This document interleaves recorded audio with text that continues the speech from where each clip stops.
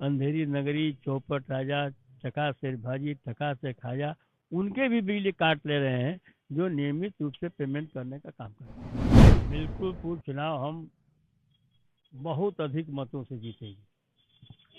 अयोध्या जनपद के मतदाताओं को हम नए साल में बहुत बहुत शुभकामनाएं देते हैं। देखिए, बिल्कुल जो अयोध्या के किसानों के साथ नाइंसाफ़ी की जा रही है, उनके हक हकूक़ को मारा जा रहा है, उनको भूमिहीन किया जा रहा है, उसका असर पूरे जनपद पर भी और जनपद के आसपास के जनपदों पर है। चुनाव को लेकर जो है संग्राम जारी है। अखिलेश यादव ने आज प्रेस कॉन्फ्रेंस करके भारतीय जनता पार्टी को घेरने की कोशिश की है। हमारे साथ बलिया से सांसद है सनातन पांडे जी। सर, क्या लगता है आपको मिल्कीपुर में आप लोगों की किस तरह की तैयारी है?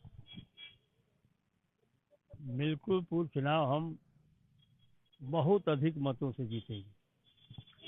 अयोध्या जनपद के मतदाताओं को हम नए साल में बहुत बहुत शुभकामनाएं देते हैं। उन्होंने पिछले 2024 के चुनाव में लोकतंत्र को मजबूत करने के लिए भारतीय जनता पार्टी के खिलाफ समाजवादी पार्टी कैंडिडेट श्री अवधेश प्रसाद जी को जिताने का काम किया था और अयोध्या की जनता इस उपचुनाव में भी समाजवादी पार्टी के कैंडिडेट, गठबंधन कैंडिडेट को भारी मतों से चुनाव जिताने का काम करेगी। मिल्कीपुर की अगर हम बात करें, जिस तरह से आज अयोध्या वासियों के साथ अन्याय हो रहा है, उनकी जमीनों को नजूल बताकर कब्जा किया जा रहा है, इसका कुछ असर क्या मिल्कीपुर चुनाव पे पड़ेगा? देखिए, बिल्कुल जो अयोध्या के किसानों के साथ नाइंसाफ़ी की जा रही है, उनके हक हकूक़ को मारा जा रहा है, उनको भूमिहीन किया जा रहा है, उसका असर पूरे जनपद पर भी और जनपद के आसपास के जनपदों पर है। ये सरकार के पास जो आँख नहीं है। पहले एक कहावत होती थी कि अंधा राजा और चौपट नगरी अंधा राजा, टकासेर भाजी टकासेर खाजा। ये इस सरकार की नीयत बन गई है। अभी पूरे प्रदेश में एक बिजली कटौती की बात चल रही है। अगर एक गांव में 500 परिवार रहता है और उसमें अगर 100 आदमी का बिजली बकाया है तो बकाया तो है, तो बकायदार हुए, लेकिन ये लोग जो है उस कहानी को चरितार्थ कर रहे हैं जो मैंने आपसे कहा। अंधेरी नगरी, चौपट राजा, चका से भाजी टका से खाजा, उनके भी बिजली काट ले रहे हैं जो नियमित रूप से पेमेंट करने का काम करते हैं। इसका असर पूरे प्रदेश में है। क्या वजह रही कि मिल्कीपुर चुनाव जो इतना लेट हुआ? क्या उन्हें डर था क्या किसी बात का इस वजह से? और अभी भी तो स्थिति वही लग रही है। भारतीय जनता पार्टी पहले ही डर चुकी थी, इसलिए जो है अपने लोगों को आगे करके उस चुनाव को स्थगित कराने का काम किया था।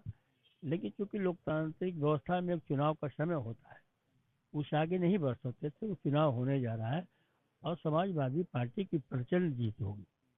वहां पर जो है भारतीय जनता पार्टी ने अपने तमाम जो है मंत्रियों को उतार दिया है।